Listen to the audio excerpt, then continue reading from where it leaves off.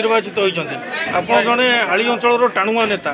जिला परिषद उपसभापति निर्वाचन होला बेले आपंकर कौन कार्यक्रम रही कौन भविष्य पंथा रही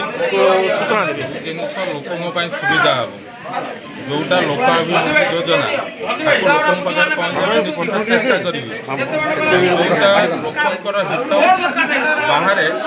जोटा लोकों असुविधा ताको विरोध कर मोर प्राथमिकता